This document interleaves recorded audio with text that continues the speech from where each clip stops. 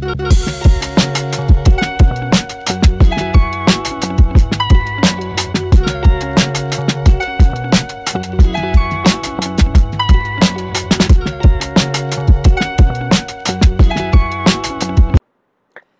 Everyone, আসসালামু আলাইকুম। সকলকে তাজিবস একাডেমিতে স্বাগতম।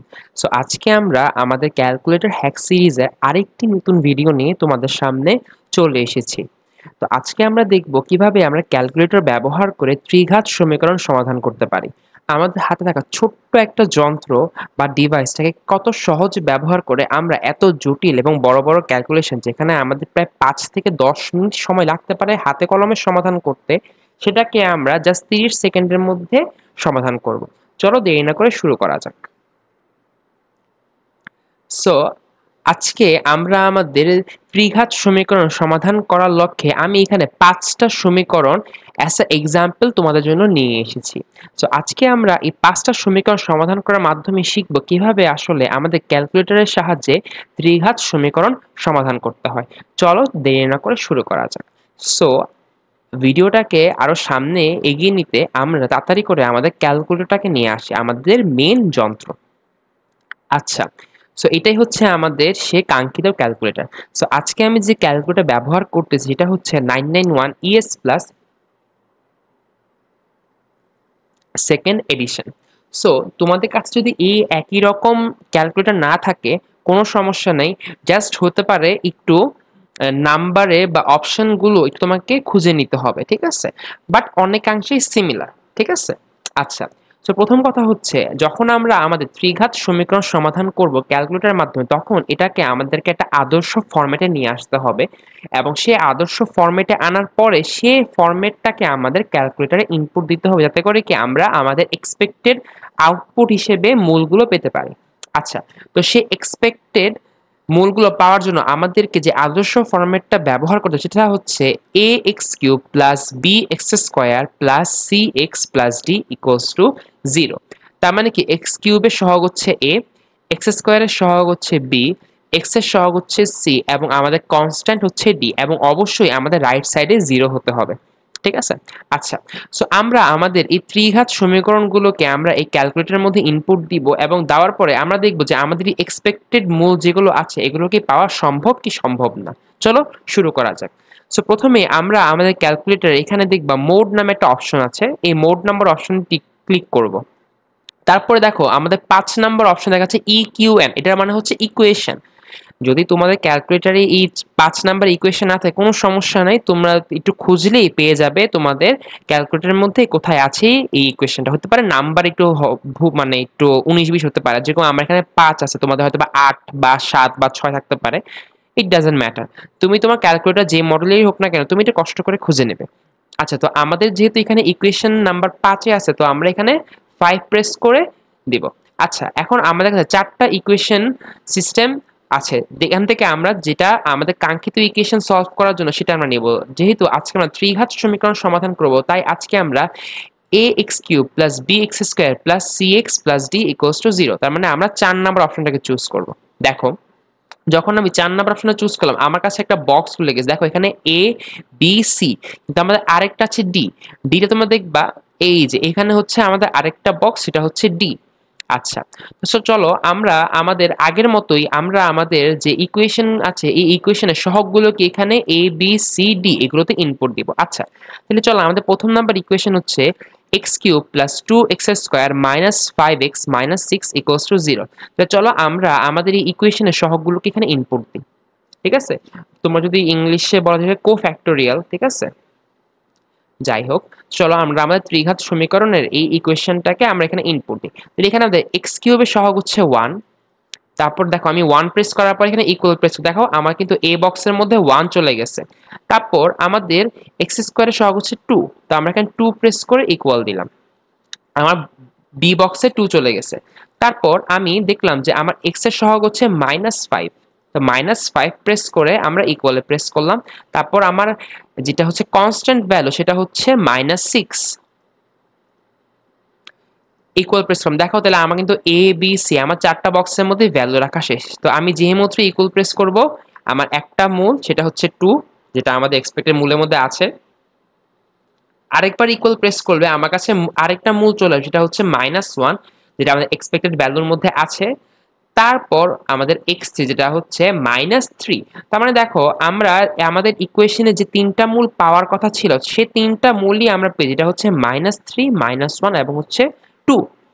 চলো তারপরে এখন আমরা আরেকটা সমাধান করি। চলো, তো আমাদের এখানে যে ডাটাগুলো আমরা ইনপুট দিচ্ছি সেগুলোকে ডিলিট করার জন্য জাস্ট আমরা এসিতে প্রেস করবো, আমাদের সবগুলো ডাটা আবার 0 হয়ে যাবে।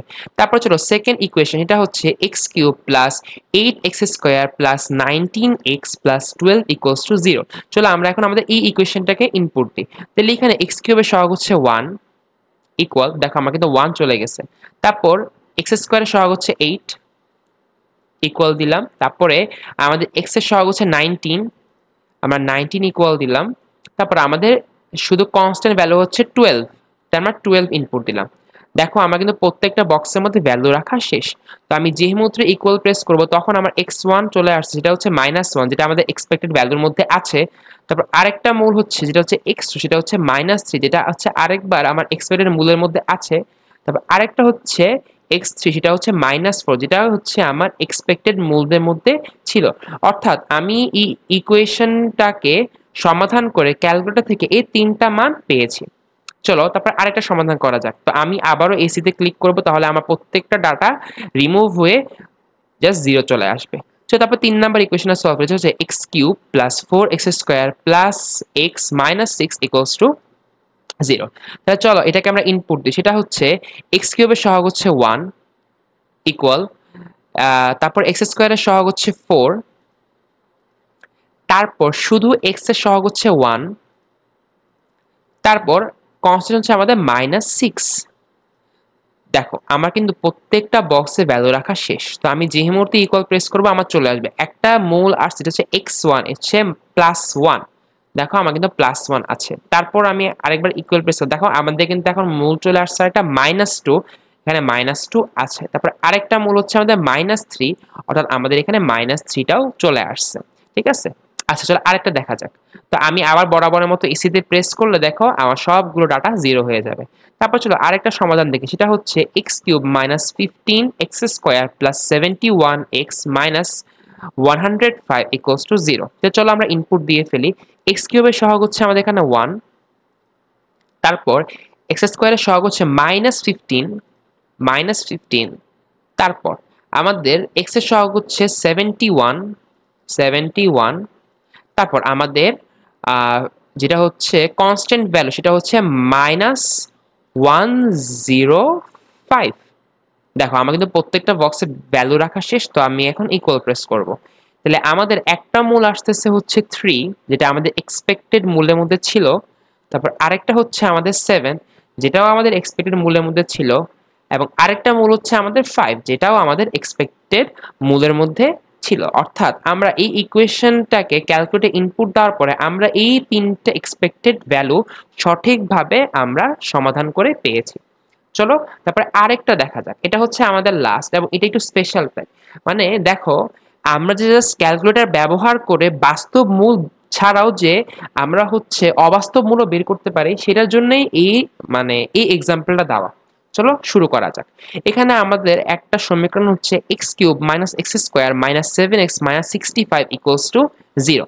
তাহলে চলো শুরু করি। x³ এর সহগ হচ্ছে 1, তারপর আমাদের x² এর সহগ হচ্ছে -1, তারপর আমাদের শুধু x এর সহগ হচ্ছে -7 দিলাম। তারপর আমাদের কনস্ট্যান্ট ভ্যালু হচ্ছে -65, তো -65 ইনপুট দিলাম। দেখো আমাদের কিন্তু প্রত্যেকটা বক্সের মধ্যে ভ্যালু রাখা শেষ। তো আমি যে মুহূর্তে ইকুয়াল প্রেস করলাম, দেখো আমার কিন্তু একটা এক্সপেক্টেড মূল ছিল 5, সেটা পেয়ে গেছে। তারপরে দেখো আরেকটা মূল, দেখো এখন কিন্তু এটা কোনো বাস্তব সংখ্যা, এটা কিন্তু অবাস্তব সংখ্যা বা হচ্ছে ইমাজিনারি নাম্বার। এটা হচ্ছে -2 + 3i। দেখো আমাদের কিন্তু -2 + 3i এটা কিন্তু চলে আসছে। তারপর আরেকবার প্রেস করলে দেখো আমাদের আরেকটা মূল হচ্ছে অবাস্তব, সেটা হচ্ছে -2 - 3i। দেখো আমাদের কিন্তু এক্সপেক্টেড মূল ছিল -2 - 3i। অর্থাৎ আমরা যে শুধু ক্যালকুলেটর ব্যবহার করে বাস্তব মূলই মানে বের করতে পারি তা না, আমরা চাইলে অবাস্তব মূলেরও হিসাব নিকাশ এই ক্যালকুলেটর সাহায্যে করতে পারি, যেটা হয়তোবা হাতে কলমে করতে গেলে অনেক সময় সাপেক্ষ ব্যাপার এবং এটা আসলে করা অতটা সম্ভবও হয় না। বাট আমরা আমাদের হাতে থাকা ছোট্ট একটা যন্ত্র ব্যবহার করে খুব সহজেই আমাদের বাস্তব অবাস্তব যাই হোক না কেন আমরা সেই মূলগুলোর উত্তর, মানে সেই সমীকরণটাকে সমাধান করে সেই মূলগুলো নিয়ে আসতে পারি। ঠিক আছে? তো সকলকে অনেক অনেক ধন্যবাদ।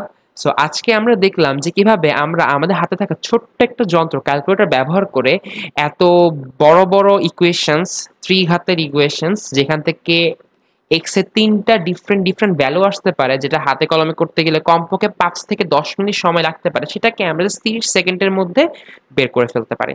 তোমরা অবশ্যই আমাকে জানিয়ে দিবে কমেন্ট বক্সে তোমাদের কাছে ভিডিওটা কেমন লেগেছে। যদি ভালো লেগে থাকে অবশ্যই আমার চ্যানেলটাকে লাইক করবে, কমেন্ট করবে, শেয়ার করবে এবং সাবস্ক্রাইব করে পাশে থাকবে। সকলকে অনেক অনেক ধন্যবাদ। আসসালামু আলাইকুম ওয়া রাহমাতুল্লাহি ওয়া বারাকাতুহু।